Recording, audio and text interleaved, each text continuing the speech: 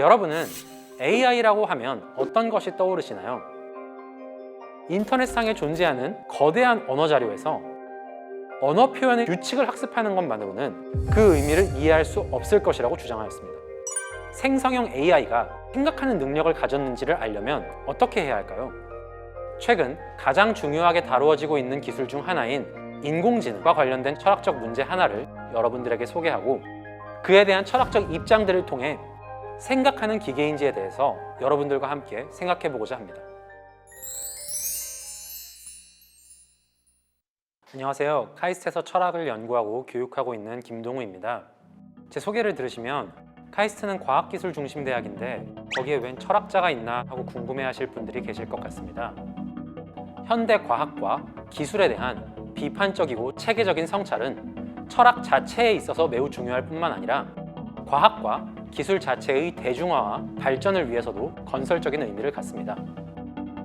그리고 바로 이것이 카이스트와 같은 과학기술 중심 대학에서 철학 연구와 교육이 더욱 중요한 이유입니다. 이번 시간에 저는 최근 가장 중요하게 다루어지고 있는 기술 중 하나인 인공지능과 관련된 철학적 문제 하나를 여러분들에게 소개하고 그 문제가 어떤 면에서 기술과 인간을 보다 깊게 이해하기 위해 중요한지를 간단히 말씀드리려고 합니다. 여러분은 AI라고 하면 어떤 것이 떠오르시나요? 아무래도 최근에는 오픈AI의 GPT나 구글의 제미나이, 네이버의 클로바 같은 대규모 언어 모형에 기반한 생성형 AI 시스템들을 먼저 떠올리실 겁니다. 대규모 언어 모형에 기반한 생성형 AI는 우리가 하는 말들을 이해하고 그에 적절한 답변을 제공하는 것처럼 보입니다.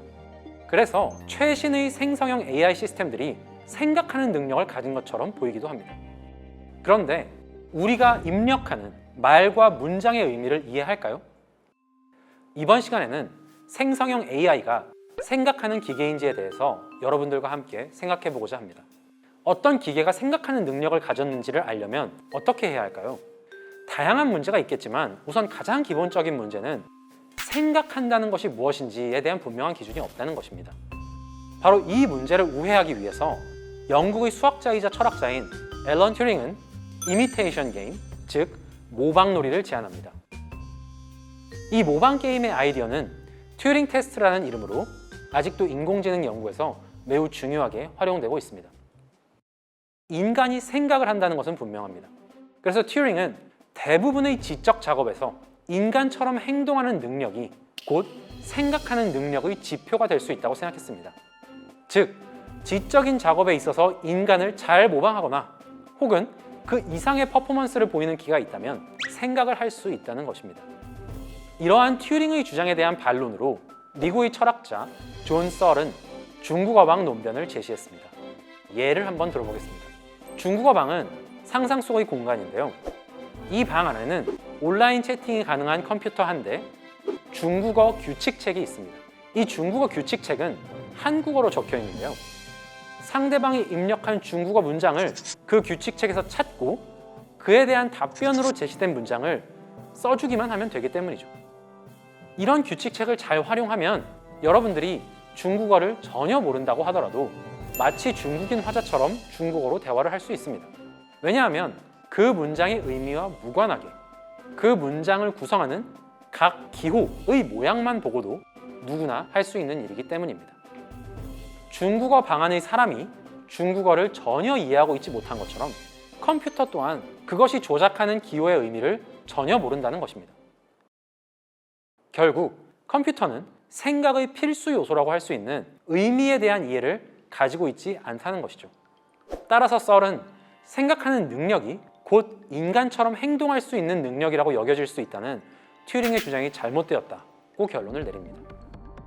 이러한 썰의 논의를 기반으로 하여 1990년 스테반 하르네드는 기호 근거 문제를 제시했습니다. 어떤 인공지능 시스템도 단순히 언어 표현의 사용에 관한 규칙을 학습하는 것만으로는 그 의미를 이해할 수 없을 것이라고 주장하였습니다. 왜냐하면 언어 사용의 규칙만을 배우는 것은 마치 어떤 언어도 배워본 적이 없는 사람이 중중사전만 가지고 언어를 처음부터 배우려는 것과 같기 때문이죠. 그래서 하르네드는 인공지능이 언어의 의미를 이해하고 생각하는 능력을 갖추기 위해서는 세계를 지각하는 능력을 가질 수 있어야 한다고 생각하였습니다. 예를 들어 인공지능이 빨강이란 단어의 의미를 이해하려면 어떻게 해야 할까요? 하르네드에 따르면 인공지능 시스템은 빨강 대상들을 실제로 지각하고 그것들이 빨강이라는 속성을 하나의 범주로 분류하고 그리고 그렇게 분류해낸 범주에 빨강이라는 단어를 연결지어야 한다고 주장합니다. 이러한 하르네드의 주장이 맞다면 순전히 텍스트 데이터에 의해 학습된 대형 언어 모형에 기반한 생성형 AI들은 결국 생각하는 능력을 갖지 못할 것입니다. 왜냐하면 그것들은 세계를 지각할 수 있는 능력이 없기 때문이죠.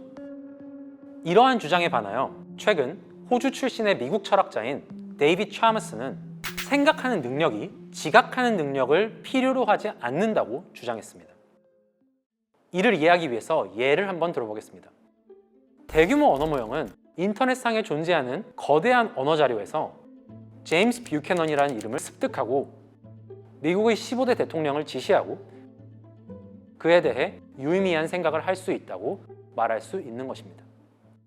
결국 빨강, 파랑, 동그라미와 같이 지각 경험을 통해서만 이해될 수 있는 개념도 있겠지만 제임스 뷰캐넌과 같이 특별히 지각 능력을 요구하지 않는 그런 개념들도 있는 것이죠.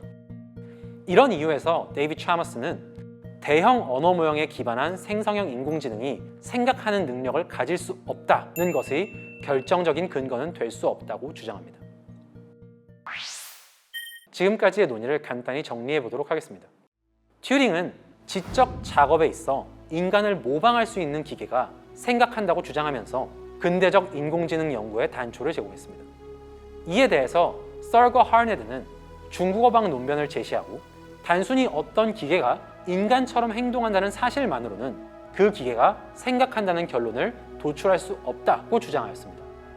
이에 더하여 기계가 생각하는 능력을 가지려면 지각 능력을 통해서 세계와 언어를 적절히 연결시킬 수 있어야 한다고 주장하기도 하였습니다.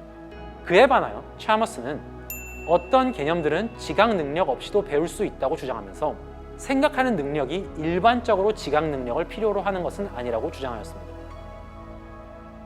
이상의 논의에서 확인할 수 있는 것은 인공지능이 생각하는 능력을 가졌는지 탐구하기 위해서는 인공지능 자체에 대한 이해와 더불어 인간이 무엇이고 인간이 생각하는 것은 어떻게 가능하며 생각하는 것 자체는 무엇인지에 대한 이해를 요구한다는 것입니다. 이처럼 인공지능이 생각할 수 있는가라는 문제는 그에 대한 철학적 입장들을 통해 우리는 인공지능 기술과 우리 자신에 대해 더 깊이 검토할 수 있었습니다. 이 강의가 인공지능과 우리 자신을 되돌아보고 인공지능을 그리고 자신을 어떻게 이해하면 좋을지에 대해 더 깊은 고민을 하는 계기가 되었기를 바랍니다.